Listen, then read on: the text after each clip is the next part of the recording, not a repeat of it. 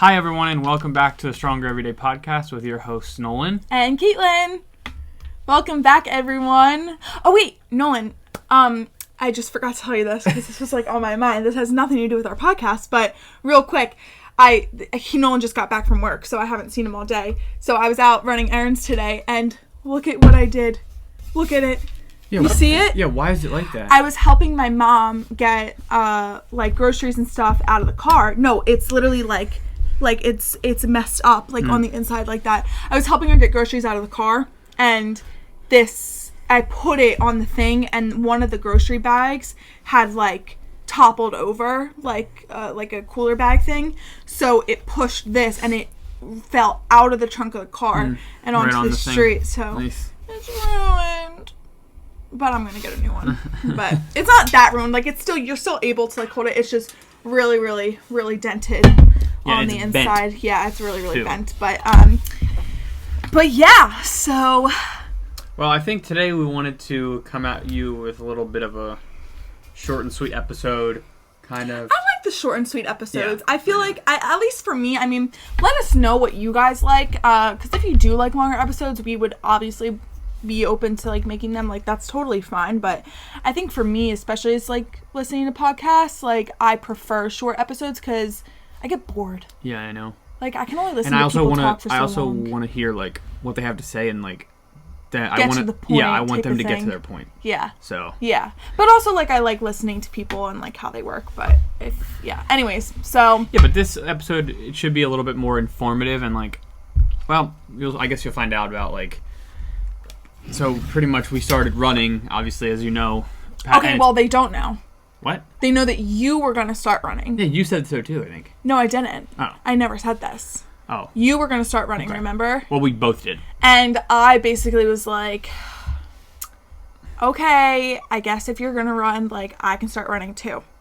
Wait, I did talk about this in the last episode. I know you did. Oh my gosh, my mind's all over the place. Anyway, so yeah, we both started running. Yeah. Our Hokas came. We said that we were getting matching Hokas, so we got those. So yeah. So we have Hokas. So we started running. We got the whoops. We're decked out. Mm-hmm. But we wanted to just kind of talk about a couple, five mistakes that we made, from when we started. Which yes, only 2 weeks ago, but we've found out very quickly that we may have been doing things a little bit wrong. Yeah, well, from the beginning, obviously, we haven't been, big runners to begin with, so we weren't expecting ourselves to, fall right into place with it, and, expect what we started out doing to work for us, because, obviously, we're not experienced with running.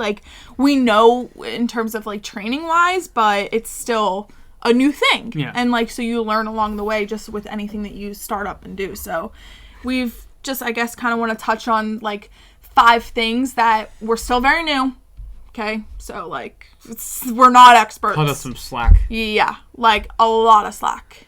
Well, more slack for me than him. Anyways, but because I suck at running compared to you. It doesn't matter though. I know. It's just our personal. So, yeah, these are challenges. Our personal. We're gonna go through 5 of our personal mistakes. Not mistakes, but things that we could have maybe tackled a little bit better or in a different way before we started running. So we've been now running for 2 weeks. Yeah, 2.5.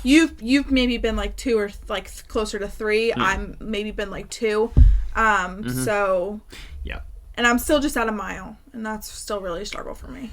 Wah, wah, wah. But he's getting up further than a mile. But it's the whole point that I'm trying something new and I'm starting to do it. So anyways, what's the first thing? The first Nolan? thing that we wanted to point out was that at the start, I feel like I was not running in proper shoes.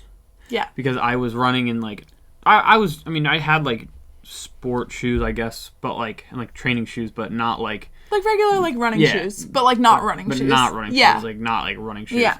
And so I just feel like I was I don't know, I feel like it wasn't great support, and it wasn't I feel like they were a little bit heavier, and it just the new Hokas that we got are so light, and they're it literally feels like you're putting your foot into a pillow. Yeah, and I will say that Yeah, they're super, super light, and at least for me, I prefer more cushion. Like, not a lot of cushion, but, like, I do like cushion because I don't want to feel like I'm, like, just smacking the ground with my foot. So we actually ended up getting the same type of pair because Nolan wanted something super light, and which actually is nice because before we got the Hokas, I was running in my other Hokas, which I love, but I figured out that they're better for just like leisurely activities like walking or, you know, doing stuff like that because they're definitely more cushioned, which is really nice. And I like that about them. But I felt when I ran with them that it was like, as Nolan likes to say, that you're just like dragging a weight. Mm-hmm. Like you're like picking up a weight. And these ones that we've gotten now, at least the past few times that we've used them, which have been about like 3 times. Like 2 or 3? Yeah, 2 or 3 times. 2 or 3 times so far that we've used them have been like really, really good, and we really like them because they're super light. So it's like it doesn't feel. When we do this. Well, it's because you just had a long day at work and the lighting's a little low. So we got to get you some like a energy drink. Like you should take like the 5-hour energy. Type of thing. No, I don't need that.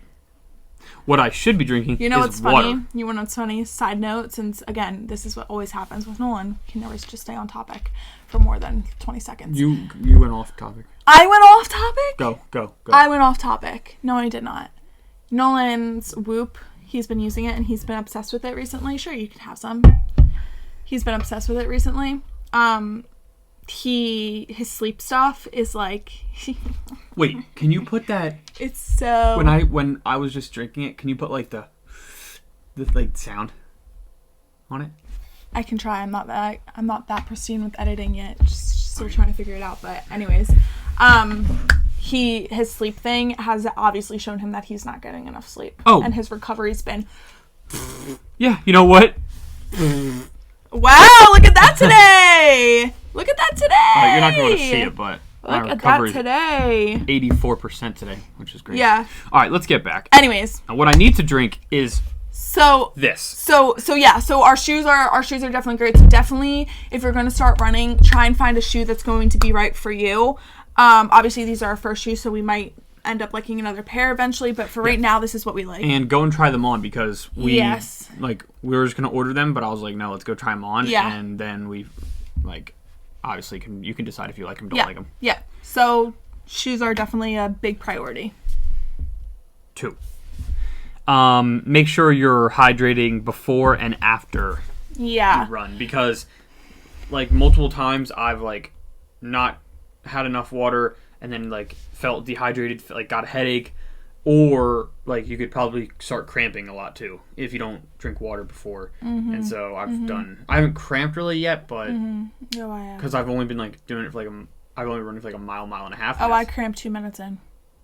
Right here on my rib, right under my rib. Well, that's where I cramp every single time like clockwork. I just always cramp there. I don't know why. I always cramp there.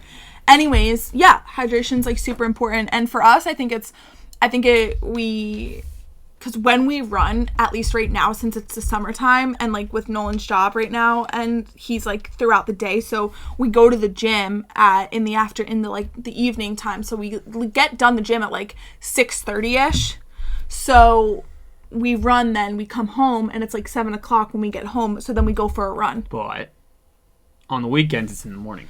Yes, but again, when we run right now is usually either in the really early in the morning or at night because it's so hot outside recently that that's when it's better to run outside because without dying of heat exhaustion. Yeah, this is true. So anyways, we figured that we were already tired from our workouts when we've been running recently. So I think that hydration is super key, and I've noticed myself trying to drink more water during my workouts, when we're there, knowing that I'm going to go for a run when I get home right away. Home.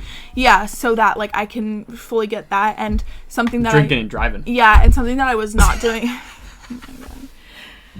Oh my gosh, something that I was not doing very well was drinking water. Yes, drinking water. And not driving. And after when we got done the run, which it takes us about 10 minutes roughly to get done the run, I would come home and I wouldn't really drink much water. I would have a diet soda.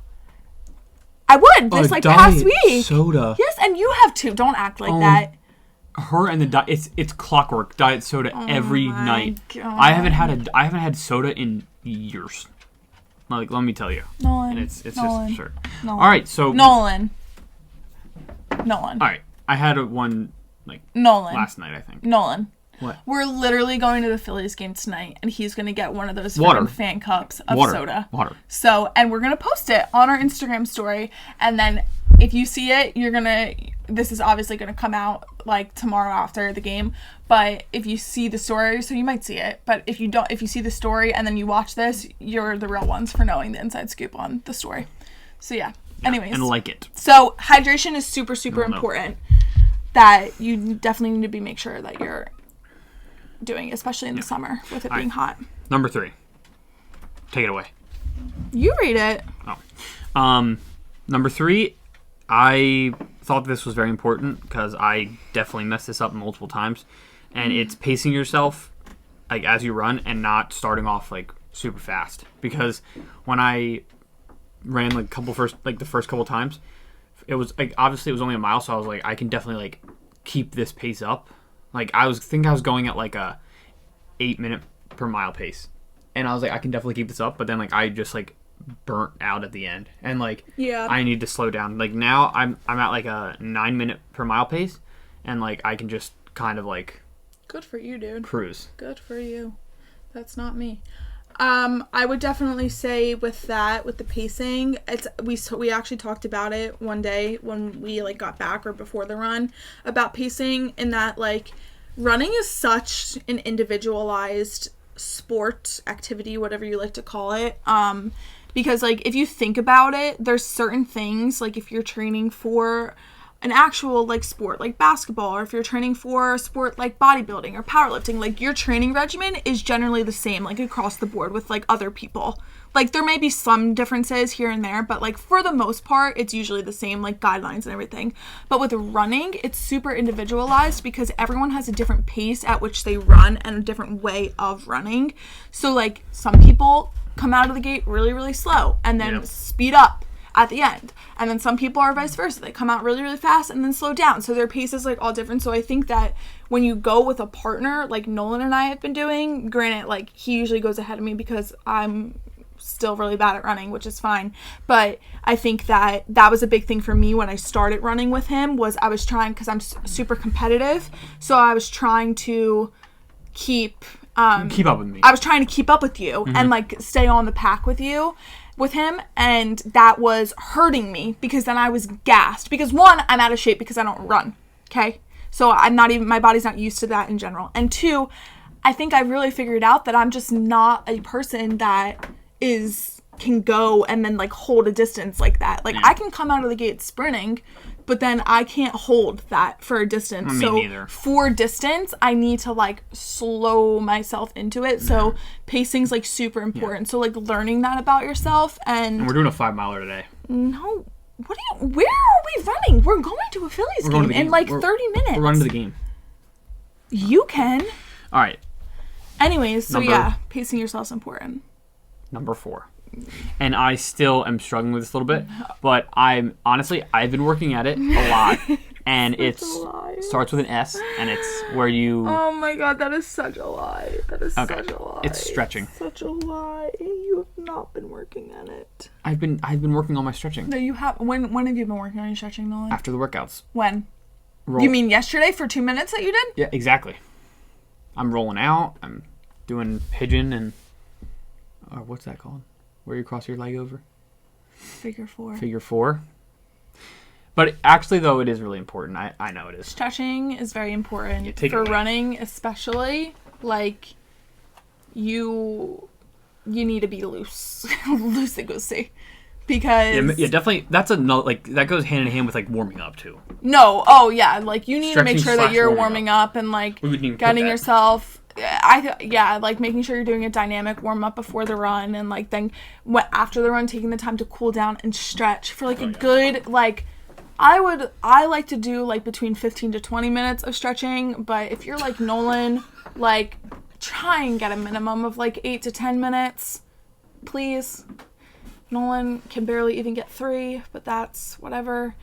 And make sure you're holding your stretches for longer than between 20 and 30 seconds, because if you're not, then it's not effective. Bingo. You're not doing anything. 10 seconds is effective. No, it's not, Nolan. Stop feeding false information. No, I was totally kidding. I was totally kidding with that. She's right.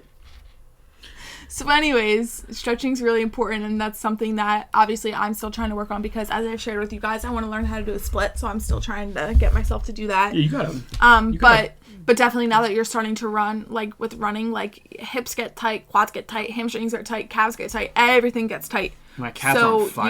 So you have to just, and especially with the amount of weight training that we do, on top of it, it's just like you need to stretch. And if you don't stretch, you're going to injure yourself. And I will bet you so much money that Nolan will end up injuring himself because he doesn't stretch.